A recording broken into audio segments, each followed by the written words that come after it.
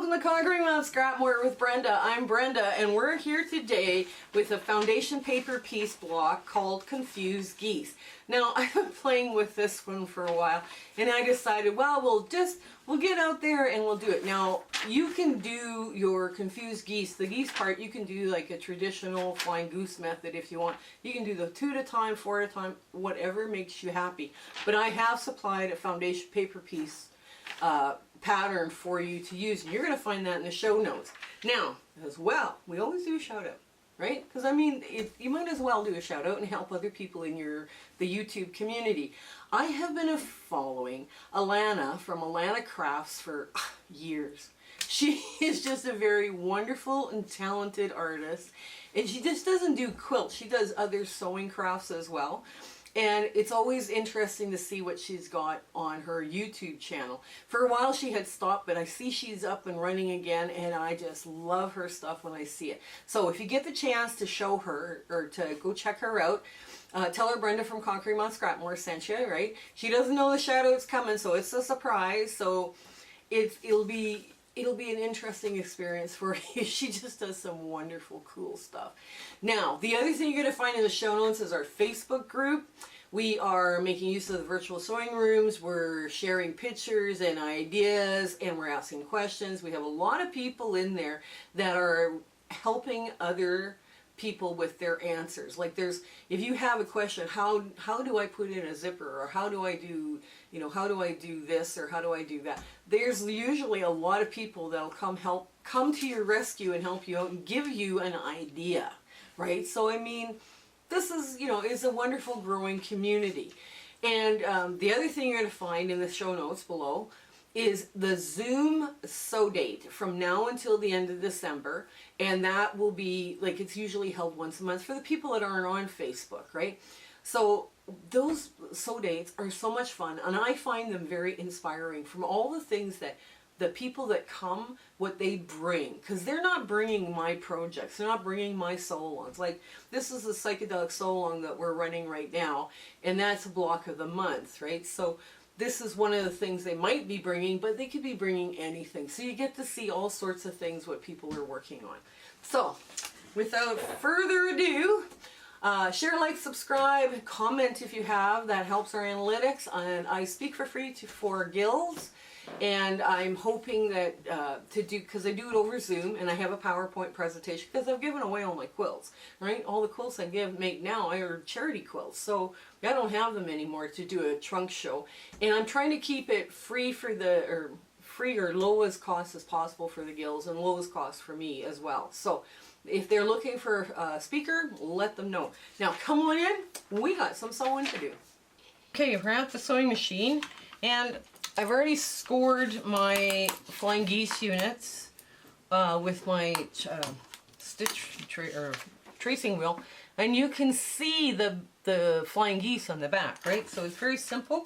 Now the only other thing, you got to remember to cut a 2.5 inch square, because you're going to need that for the final assembly once you get your flying geese all assembled. So we start. Now I have picked blues and whites, and I am just going big. I don't know how many I'm gonna do, but I'm going big. I decided go big or go home.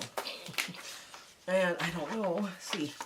Now when I have this lined up, I have lots there, right? It covers the goose almost entirely, right, from point to point. So I know I have enough. So because this piece is bigger, I can pin, but if it's really tiny, I prefer glue, right? Just because of the way the pin will distort the work, right? You can see it kind of gives it a little curve. Like you can see that here, right there, it kind of curves the work. So just because this piecing is so big, it's not going to distort the work that badly.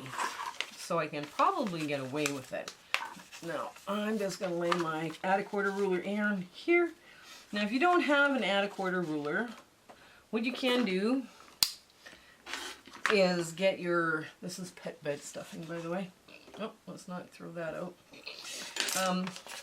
you can just use a regular ruler. I like it because as soon as you flip this over like so, you know you've got your add a quarter ruler is there, and you just line everything up and you trim off all the excess, right?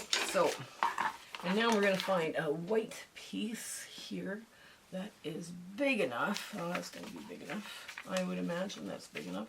Let's see for sure. Yes, that's going to be much bigger than I need, but that's okay. We'll just get that there, and there. Oh, it's a straight edge, so we'll do that. Okay, so now I've got the wrong foot on. I'm so worried about making sure everything. I'm going to get a foot. I'm changing feet because I can see better what's going on with this foot than I can with the 1/4 inch foot. And the 1/4 inch foot will cause drag as you're doing this, right? So let's not have drag. We avoid drag wherever we can. And I'm just going to start sewing here. And I'm going to go 1/4 inch past my line. So it's a 1/4 inch past the point. And then I hold it and I go into the same point, like, you know, a few times. Just because I like it difficult to rip out. If I had to rip it out, it would be difficult to do so. So, here we go.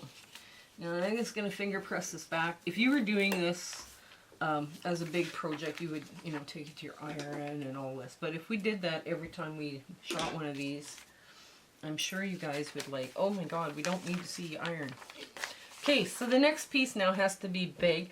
Now I've got a basket of stuff that is just all over the place. So I'm going to, let's see, oh, that would be cute. No, I need something a little lighter. Hang on. I should have sorted all this. Sorry, guys. No, too big. All the time you look for stuff that's big enough, and now it's too big. Okay. Oh, this works. Let's get some shirting in here. So this shirting, there we go. It's got a nice blue, and it's going to be way too big, but that's okay. That's okay. So now we want to make sure we've got it down and it's moved over enough. There we go. And we want to just follow the line. Take your time. It's not a race. And just hold it for a few. Let it bounce up and down the same spot. Okay. Actually, all of that shirting could go. Okay, that's what I will do. Okay. So, and now we know we've got pieces that are way too big, so we're going to be trimming, but that's fine. And we'll just trim off the extra threads because they get in the way. So now when you're putting on piece 4, this is another place where you do your color. Now, you just fold on that line. This tracing wheel makes that line easier to fold. That's the beauty of this, is that it's easy to fold over now. And I can reuse this shirting for another piece because it's big enough. Okay, so let's get this open. And we're going to put in another scrap piece. Oh, this will work. Oh, it's too big, but that's okay. I'll get 2 nice little triangles out of there. That's fine. I'm pulling from my crumb bin. So my crumb bins are larger than they're hand sized, right? Because my crumb bin buckets are, you know, a little, I can put my hand, spread out my fingers a bit, so that's where I keep my crumbs. Okay. So now we go back into, let's clip it and trim it a bit. Now I'm going to end up with 2 nice half square triangles out of this, which is fine. Okay. I'm just doing one of these at a time. So let's get this trimmed here. Okay. Now you notice I'm not pinning, right? I'm just using my fingers mostly to, you know, hold stuff in place and all that. See, I got a nice piece there I'm going to save and put it back in the blue bin. I won't use it for this project, but I might sew it together with itself, the other half.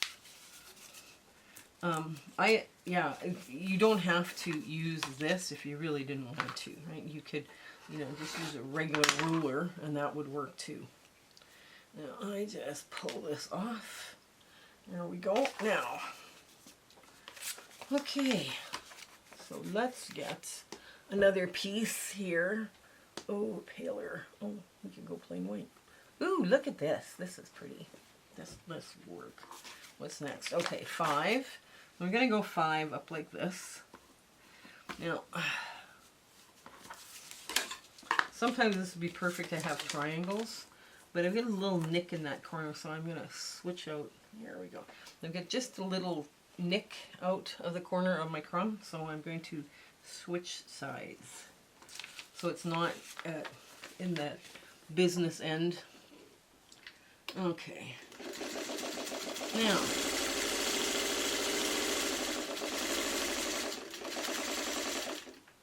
there. Here we go.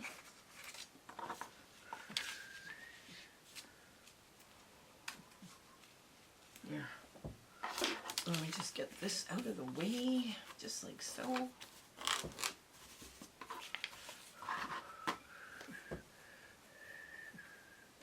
Ooh, let's put a pretty floral in. Oh, look at that. That's kind of nice. Is that big enough? Yes, it is. Ooh, it's really big enough. Okay, so let's get this, cut this down a bit. It doesn't have to be perfect. It'll be perfect later. There. Another pet bed contender.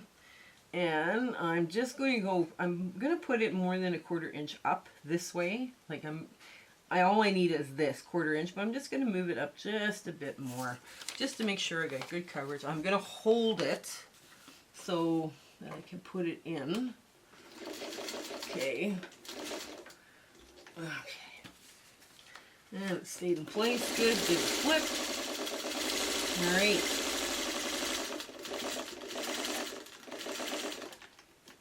There we go. These don't take long. It's just, if people don't like foundation paper piecing sometimes because they find it too fiddly, but that's the part of the foundation paper piecing that I really enjoy. So, now, the last bit, last one here is,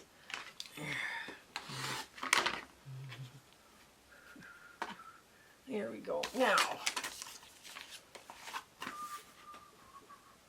ooh, I would like, I wonder if that's big enough. Nope, that's not big enough. Needs to be a good 1/4 inch. Oh, I bet you this would work.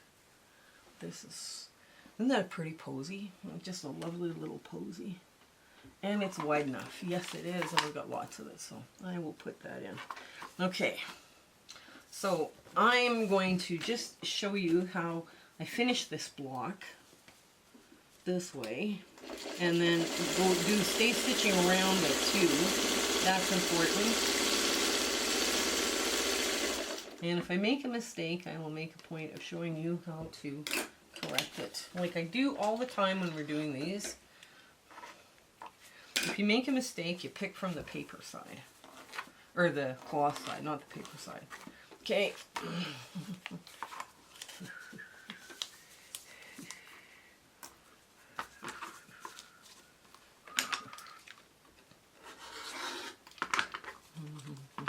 Okay, here we go. Enough.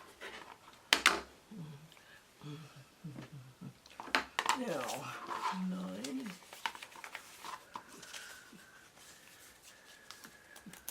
There we go.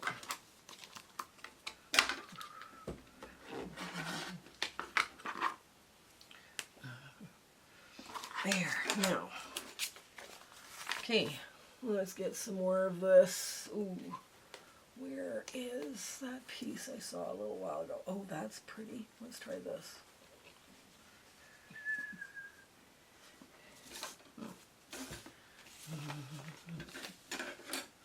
There we go. And I'm just slipping under. Yeah, it's all lined up. And it's a little bit above where it needs to be, but that's fine.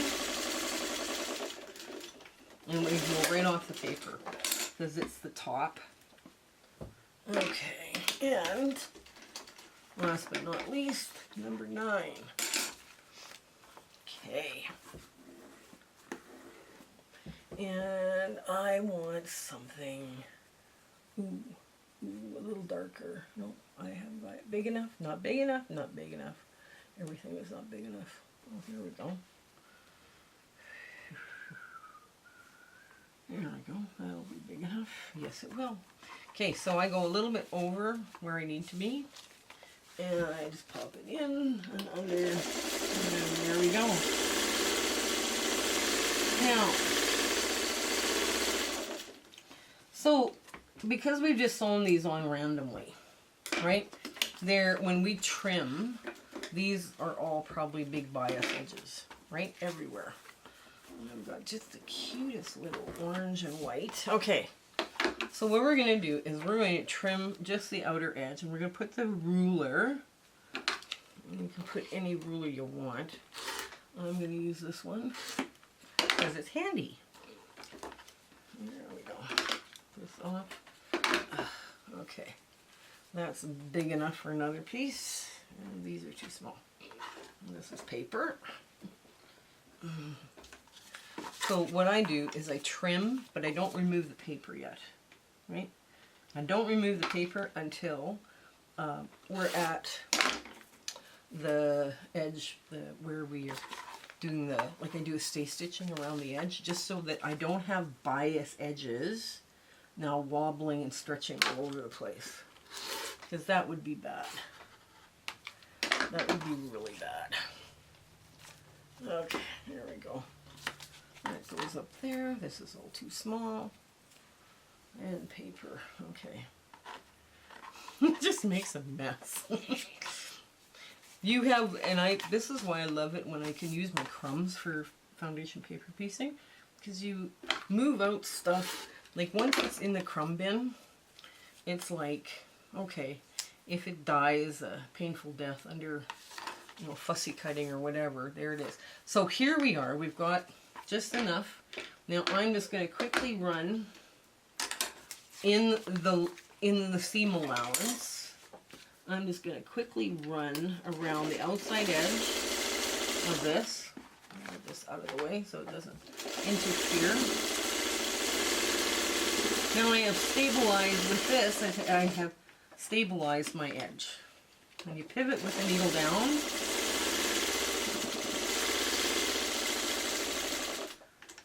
And again,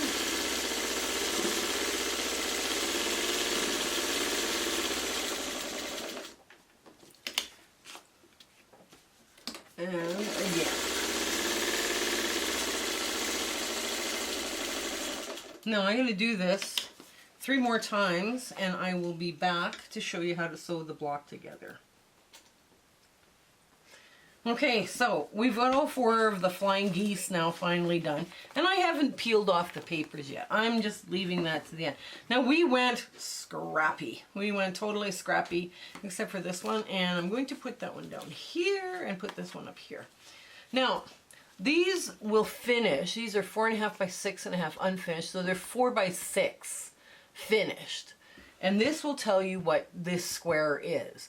So it's 4 by 6 finished. So 4 minus 6 is 2. So 2-inch finish. So you're going to need a 2.5-inch piece for the center, right? So we started again in the middle, and we only go halfway down. And I got my 1/4 foot on, and I just want to line that up. Everything makes this lovely. Okay. And just back stitch a bit. There we go. Now this will insist on being pushed in because of the paper, because I still have the paper on, right? So now here we go. We take this next because that's our full seam. That's our next full seam. Now I don't want to cut off my point here. So what I'm going to do is I'm going to line this up here first. What is wrong with this? Hang on. There we go. Okay, we'll get this first.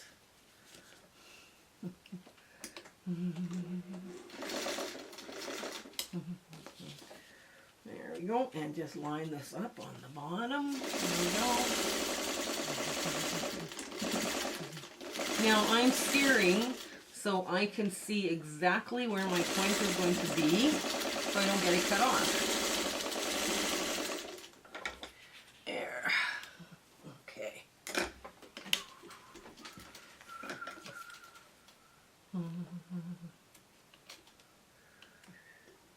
Okay, now, so this is going to go, okay, this is going to push in this way, right.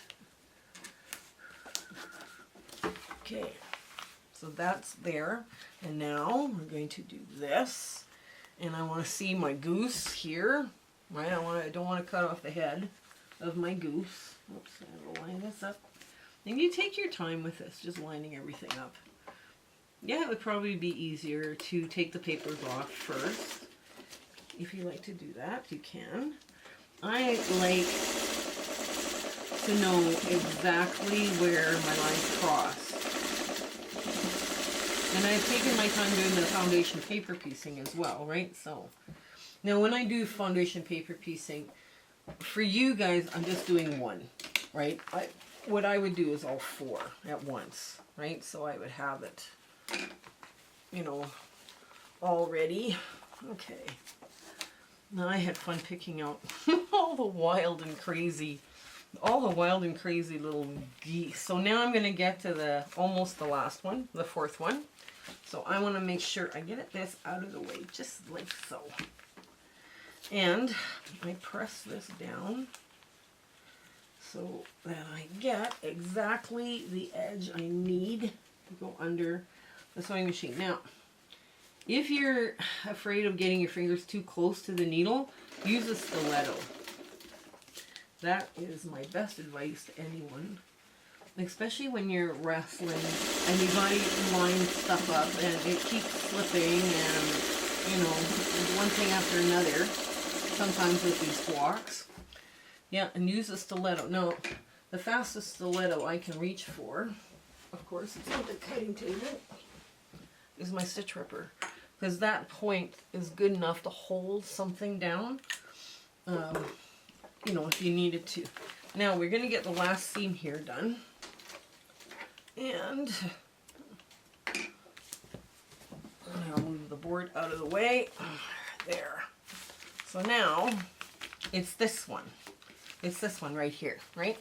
That's our partial seam. Now, I want to sew it so I can see my point. So I'm going to line this edge up, and I might want to pin it. No, I should be good. I should be good. I should be good. I'm just going to get this under here first. You know what? I am going to pin it because I'm fighting the paper. The paper is not cooperating. And that's not going to clip for very long or very hard, but it'll help. It'll be the extra hand I need. Okay, there's that line. There we go. Now, just a couple little stitches back in place, just to keep everything in place.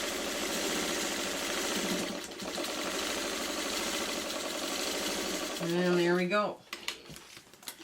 And that's the block. So, now, just so you understand how all the pressing is supposed to be in like this, right? So all of the points, now you see too where the points on the outside, because this is foundation paper piece, all the points are perfect, right? As long as you're sewing a reasonable 1/4 inch seam now, they're just perfect. So let's get to our big ta-da moment. And this is how that back lays, is supposed to lay, right? Because that will give you the least amount of bulk. Okay, so now let's get to our ta-da moment. So here's our confused goose, the big ta-da moment. Now this one, it probably has been done before, and it's just such a lovely way to use up your crumbs. Like I pulled everything out of the crumb bin except for this piece right here because I knew I had 2.5 inch squares in a drawer somewhere else. But I could have easily cut that out of my crumb bins as well, right? Because I keep my crumbs a little bit larger. This worked out really quickly, and I would do all 4 at once. I wouldn't just do one and then the next one. I don't sew like that, but it did come together pretty quick. And it's a good way to use up your crumbs. Now, the crumbs that I cut off actually are going into a pet bed project. So, you know, it's none of this stuff gets wasted. All the extra thread, everything goes into the pet bed box. So until we get, you know, a pet bed request, then we can just dump out what's in there and we've got a pet bed. So I do hope you give this one a try. It was lots of fun. And it's because the foundation paper piecing is larger, a little bit larger, it's a little easier to do. So, okay, until we see each other again, I hope you have an amazing week ahead and you come across everything that inspires you and makes you happy and brings you joy. Okay, you take care until then. Bye! My husband and I would love to thank you for all of the amazing people that we have met along this crazy YouTube adventure that we've been having. We do free speaking engagements too, so if you're part of a guild and they're looking for, you know, people to talk and, you know, and chat with, you know, in their monthly meetings, tell them that I'm doing free ones just to help the guilds out, because it's been a tough time for the guilds as well. You know, share, like, and subscribe with your friends. You know, make sure that they're, you know, they get the word out on us. That's the best way you can do to help us out. So until we meet again, I want to thank you. Okay, goodbye.